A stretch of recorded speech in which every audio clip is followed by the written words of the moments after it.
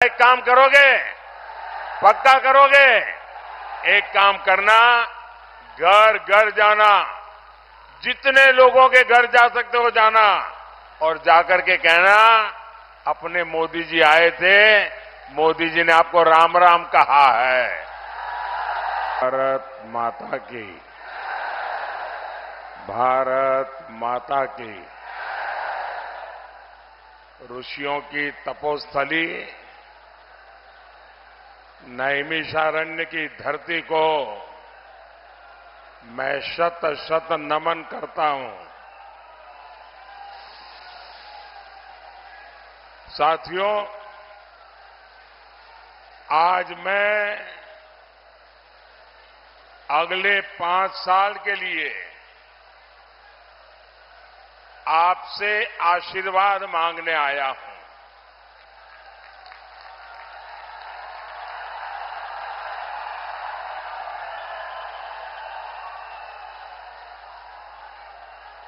जनता जनार्दन तो ईश्वर का रूप होती है और ईश्वर भी तब आशीर्वाद देते हैं जब आप कोई संकल्प लेकर के प्रभु चरणों में जाते हैं। मैं जनता जनार्दन जो ईश्वर का रूप है और आपके चरणों में आया हूं, इस गारंटी के साथ आया हूं। मैं इस गारंटी के साथ आया हूं, अपने शरीर का कण कण और अपने समय का क्षण क्षण आपकी ही सेवा में लगाऊंगा।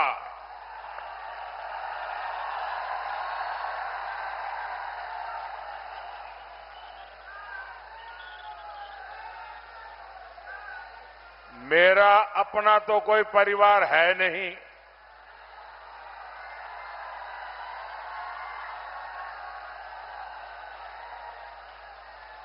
मेरा परिवार भी आप है, मेरे वारिस भी आप हैं। मेरा भारत, मेरा परिवार। और इसलिए जैसे परिवार का मुखिया अपने वारिस के लिए दिन रात काम करता है, वैसे ही आपके परिवार के सेवक के रूप में मैं भी, आप मेरे वारिस हैं, मैं आपको वारिस के रूप में कुछ देख करके जाना चाहता हूं।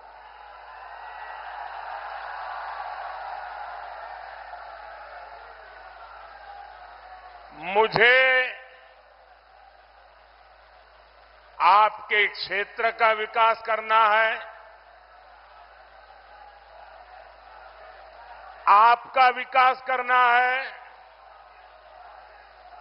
देश का विकास करना है, देश को विकसित बनाना है।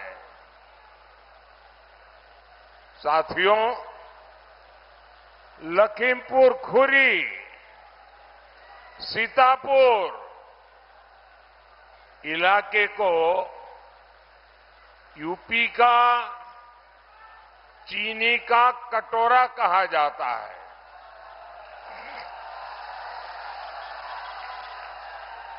लेकिन सपा सरकार ने मेरे गन्ना किसानों की जिंदगी में कड़वाहट डोल दी। गन्ना चला जाता था, लेकिन बरसों तक किसान का भुगतान नहीं आता था। भुगतान होता भी था तो किस्तों में पैसे दिए जाते थे। ये सारी कमियां योगी जी की सरकार ने, भाजपा सरकार ने दूर कर दी है। हमने सपा बसपा के समय का करीब करीब सारा बकाया गन्ना किसानों को चुका दिया है। गन्ना किसानों को जितना पैसा सपा बसपा ने अपने 10 साल में दिया था, उससे ज्यादा पैसा योगी जी ने पिछले 7 साल में दे चुके हैं। आज गन्ने का मूल्य भी बढ़कर अब 370 रुपये प्रति क्विंटल हो गया है। यहां के किसानों को पीएम किसान सम्मान निधि के भी सैकड़ों करोड़ रुपए मिले हैं। ये इलाका केले की खेती का हब बने, इस पर भी हम तेजी से काम कर रहे हैं। साथियों, मोदी आप सभी किसानों के लिए कैसे काम कर रहा है, उसका एक उदाहरण है इथेनॉल। आजकल आप सुनते होंगे कि मोदी इथेनॉल का उत्पादन बढ़ाने में जुटा है। मोदी सिर्फ इथेनॉल का उत्पादन बढ़ा रहा है ऐसा नहीं, मोदी आपकी आय भी बढ़ा रहा है। गन्ने से केवल चीनी ही नहीं बनती, बल्कि गन्ने से इथेनॉल भी बनता है, और वो भी गन्ने की खोई से, जिसका कोई उपयोग नहीं होता। आज पूरे देश में इथेनॉल उत्पादन में हमारा यूपी नंबर 1 है।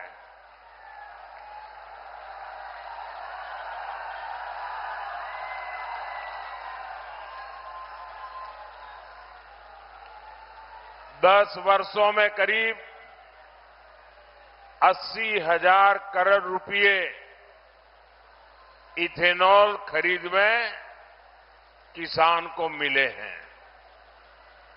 साथियों, मोदी देश के विकास के साथ ही स्थानीय स्तर पर होने वाले विकास कार्यों को भी उतनी ही प्राथमिकता देता है। आज इस क्षेत्र के लोग विकास के एक से एक बड़े काम गिना सकते हैं।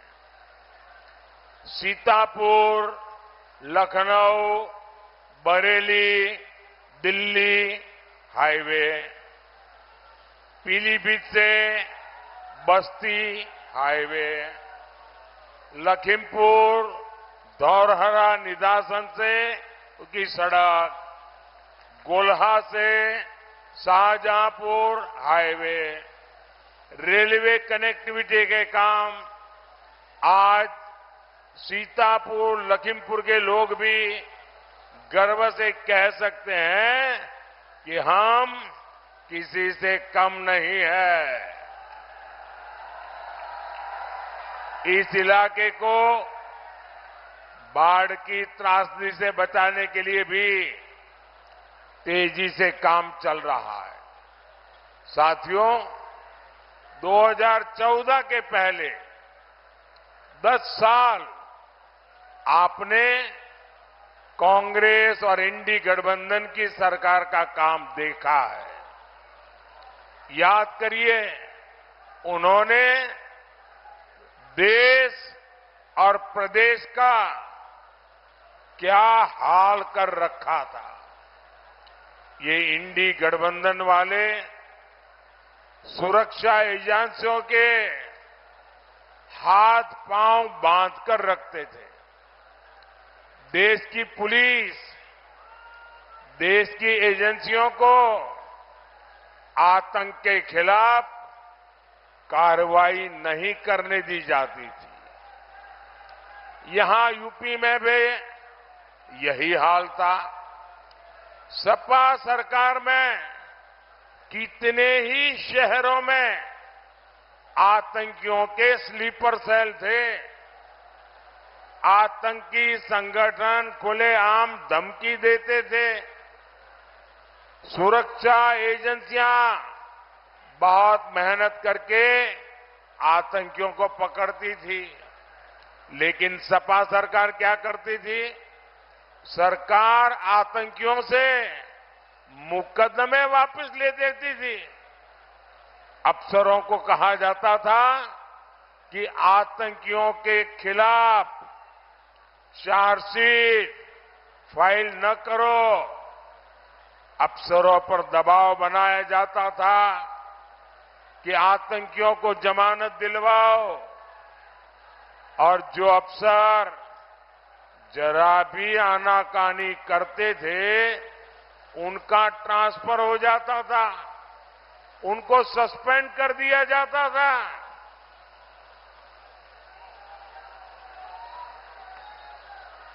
वाराणसी ब्लास्ट के आतंकवादियों को छोड़ने के मामले में तो कोर्ट ने जो सपा सरकार को कहा था वो इनकी हिस्ट्री सीट है। कोर्ट ने सपा सरकार से पूछा था, क्या अब आतंकवादियों को पद्म भूषण देने का प्लान है क्या?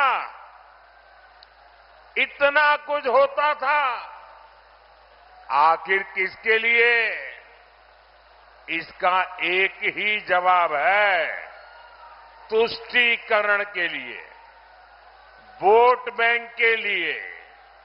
साथियों, तुष्टीकरण की राजनीति अब सपा कांग्रेस के शाहजादों के लिए अस्तित्व की मजबूरी बन गई है।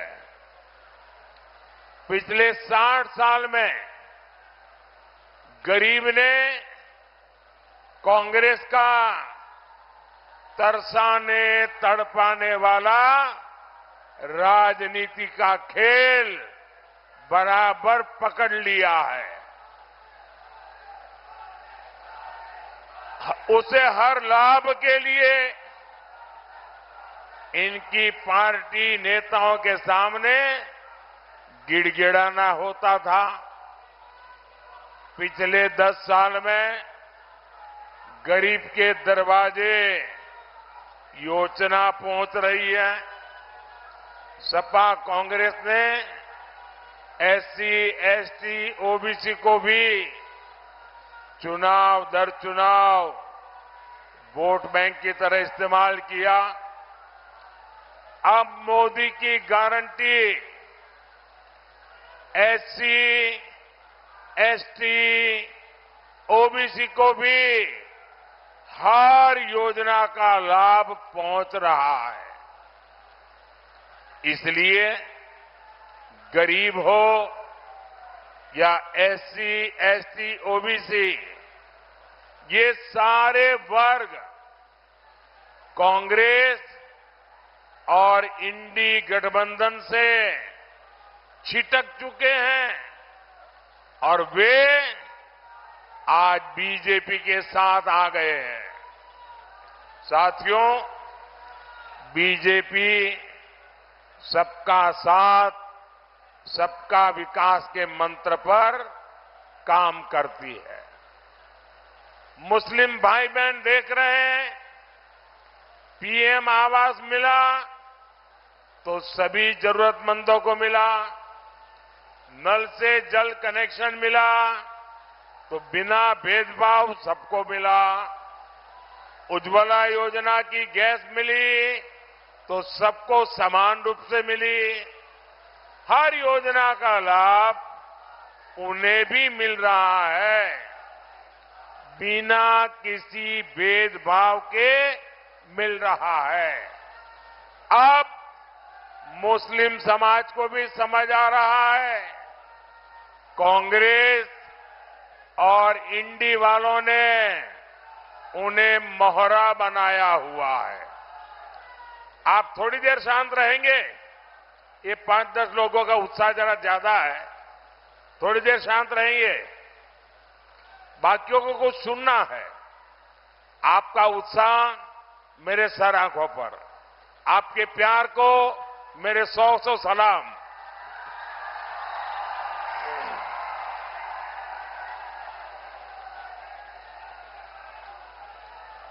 और साथियों, इसलिए अब मुस्लिम समाज भी ये धोखेबाज राजनीति से, इन सब वोट बैंक के ठेकेदारों से छिटक रहा है। और इसलिए मुस्लिम वोट बैंक को बचाने के लिए ये लोग खुल करके नए खेल खेलने लगे हैं। खुले आम तुष्टीकरण करने के लिए निकले पड़े हैं। इन्होंने अपना घोषणा पत्र मुस्लिम लीग की छाप वाला घोषणा पत्र बना डाला है। साथियों, तुष्टीकरण की इसी कोशिश में ये लोग एक कदम और आगे बढ़ गए हैं। हमारे संविधान निर्माताओं ने, हमारे बाबा साहब आंबेडकर ने, इतना ही नहीं, खुद नेहरू जी ने 75 साल पहले जब संविधान बन रहा था तो साफ साफ कहा था कि भारत में धर्म के आधार पर आरक्षण नहीं होगा। लेकिन अब कांग्रेस और इंडी गठबंधन धर्म के आधार पर आरक्षण देने पर अड़े हुए हैं। वे देश को फिर एक बार तोड़ने के लिए जमीन तैयार कर रहे हैं, इसका उनको पता नहीं है। अब कर्नाटका का मैं उदाहरण देता हूं, ये सुनकर के आप चौंक जाएंगे। ये घटना आप गांव-गांव जाके बताना, कर्नाटका में क्या किया उन्होंने। जैसे पूरे देश में ओबीसी को आरक्षण मिलता है, वैसे कर्नाटका में भी मिलता है। 27% आरक्षण ओबीसी के लिए है। इन्होंने क्या किया, रातों रात एक फतवा निकाला, रातों रात एक ऑर्डर निकाला और उस पर थप्पा मार दिया। ऑर्डर क्या निकाला? उन्होंने कहा कि कर्नाटका में जितने भी मुसलमान हैं, वो पसबंदा है कि नहीं है, वो अगड़ा है कि नहीं है, वो सैयद है, पठान है, कौन है, कोई भी, हर मुसलमान को रातों रात ओबीसी बना दिया।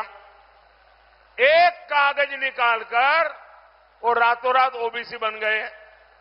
अब हुआ क्या जी, ओबीसी को 27% आरक्षण मिलता था, उसमें ये नए ओबीसी आ गए, रातों रात आ गए।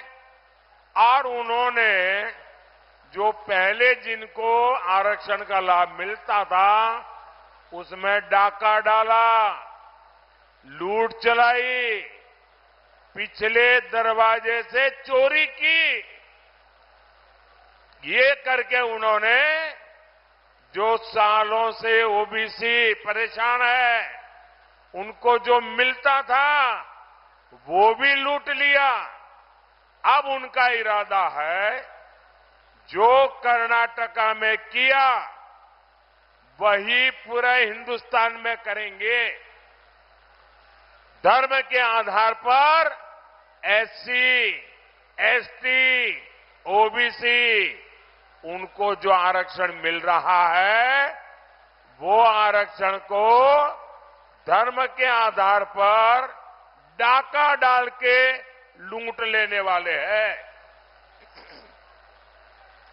क्या इससे हमारा पासी भाई बहन, हमारे कुर्मी भाई बहन, हमारे यादव भाई बहन, हमारे लोधी भाई बहन, हमारे दलित भाई बहन, हमारे शाक्य भाई बहन, हमारा कुशवाहा भाई बहन, इन सब का रातों रात लूट जाएगा? इतने सालों से जो हक आपको मिला है उसमें डाका डालने का खेल चल रहा है। भाइयों बहनों, मैं आज आपको गारंटी देने आया हूं। मैं आज आपको गारंटी देने आया हूं, जब तक मोदी जिंदा है,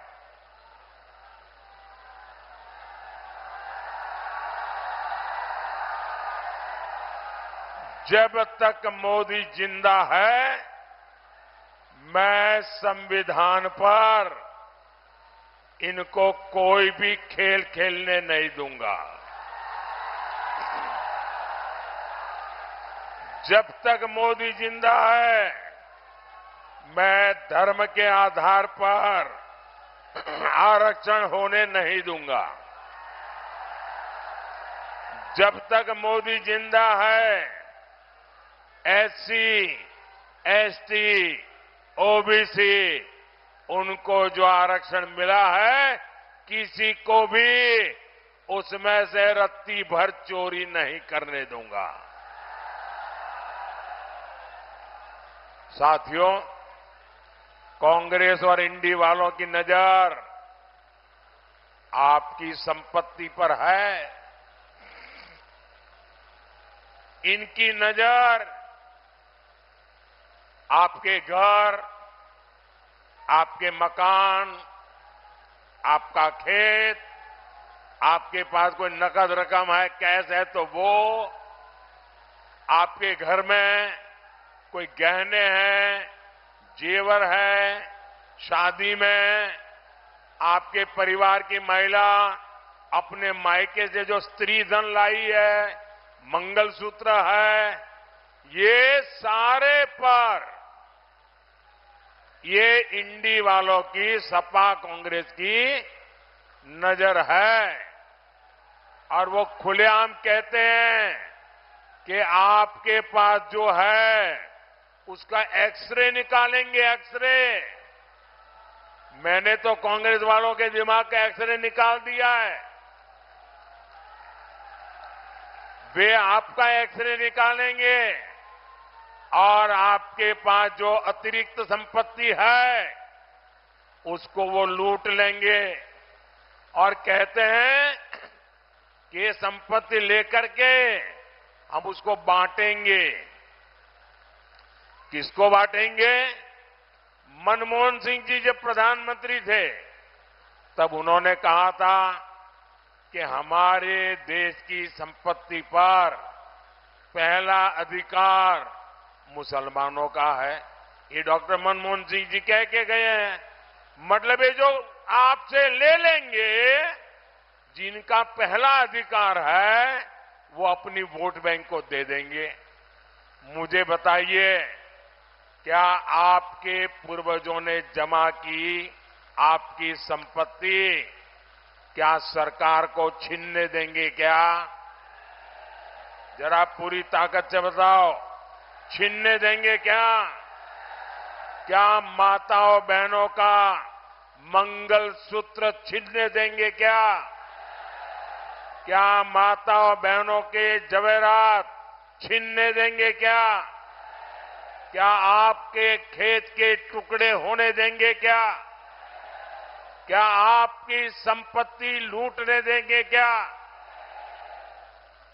भाइयों बहनों, मोदी दीवार बन के खड़ा है।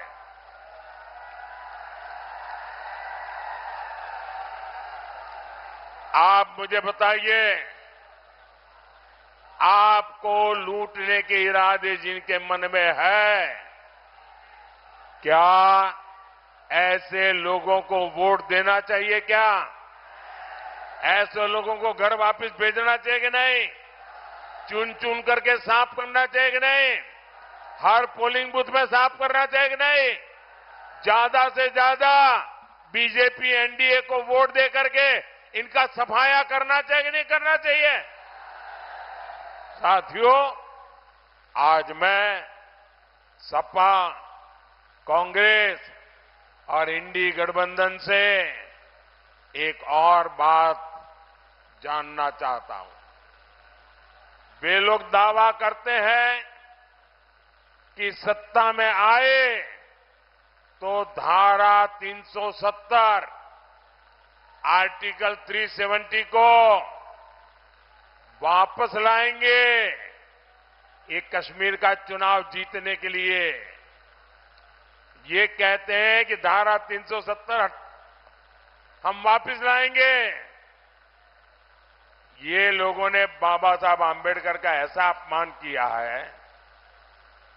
बाबा साहब आंबेडकर संविधान पूरे हिंदुस्तान के लिए बनाया था, लेकिन ये कांग्रेस वालों ने संविधान पूरे हिंदुस्तान में लागू नहीं किया। जम्मू कश्मीर में भारत का संविधान लागू नहीं था, वहां दलितों को आरक्षण नहीं मिलता था, वहां आदिवासियों को आरक्षण नहीं मिलता था, वहां ओबीसी को आरक्षण नहीं मिलता था। ये 370 दीवार थी। ये मोदी ने आकर के ये 370 को कब्रिस्तान में गाड़ दिया है। अब ये कहते हैं हम 370 निकालेंगे। क्या 370 निकालने देंगे क्या? ये 370 निकालने देंगे क्या?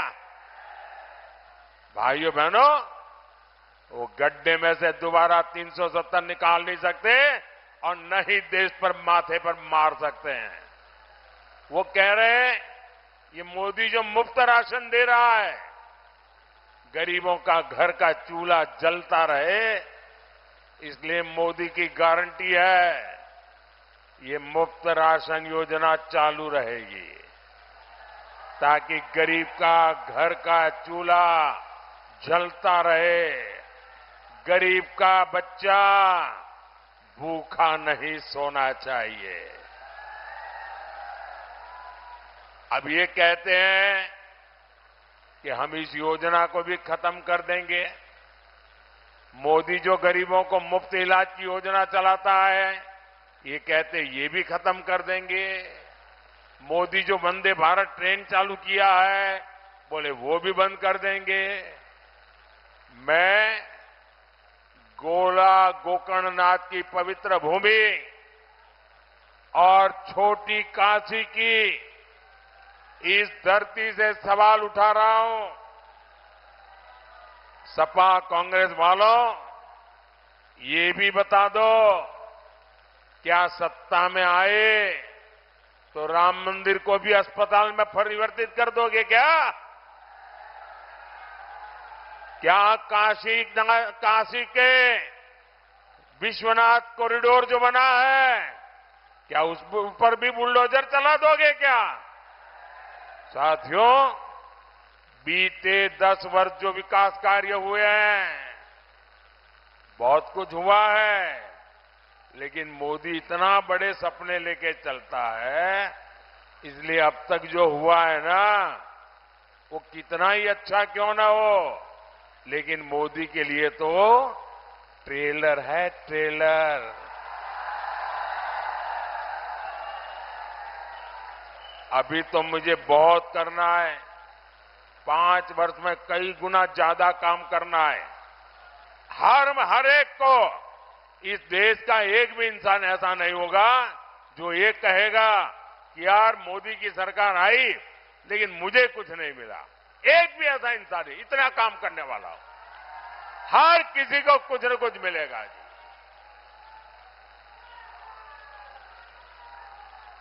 मुझे केले के तने से फाइबर बनाने वाली धौरहरा की बहनों के समूह को और मजबूत करना है। मुझे 3 करोड़ बहनों को लखपति दीदी बनाना है। काम बड़ा है लेकिन मोदी को छोटे काम की आदत ही नहीं है। नमो ड्रोन दीदी बनाकर बहनों को और सशक्त करना है। दुधवा नेशनल पार्क को इको टूरिज्म मैप का ब्राइट स्पॉट बनाना है। ऐसे हर विकास कार्य के लिए मैं आपसे आशीर्वाद मांगने आया हूं और पुराने सारे रिकॉर्ड तोड़ेंगे।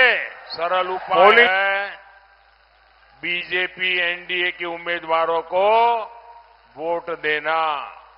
जहां कमल के निशान वाले हैं उनको कमल के निशान पर वोट देना और जहां पर कप सौसर वाले हैं उनको वोट देना।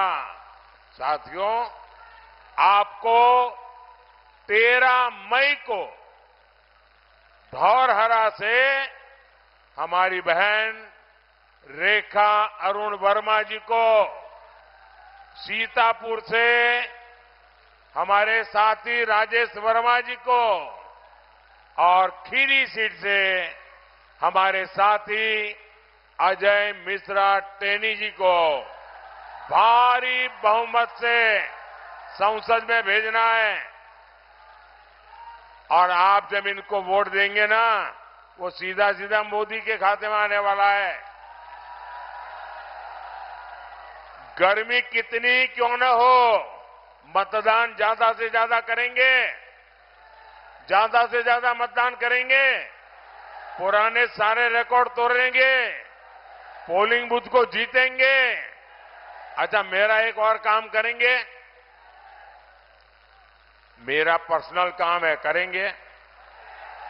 यार ठंडे पड़ गए यार, ऐसा चलता है क्या? मैं आपके घर आया हूं और कह रहा हूं मेरा काम करोगे? सबके सब अगर हाथ ऊपर करके बताओ तो बताऊंगा। मेरा एक काम करोगे? पक्का करोगे? एक काम करना, घर घर जाना, जितने लोगों के घर जा सकते हो जाना और जाकर के कहना अपने मोदी जी आए थे, मोदी जी ने आपको राम राम कहा है। मेरा राम राम पहुंचा देंगे, हर परिवार में पहुंचा देंगे। जब मेरा राम राम पहुंचेगा ना, तो उस परिवार के मुखिया मुझे आशीर्वाद देंगे। जब उनका मुझे आशीर्वाद मिलेगा ना, तो मुझे एक नई ताकत मिलेगी, नई ऊर्जा मिलेगी आपके लिए काम करने के लिए। मेरे साथ बोलिए, भारत माता की, भारत माता की, भारत माता की। बहुत बहुत धन्यवाद।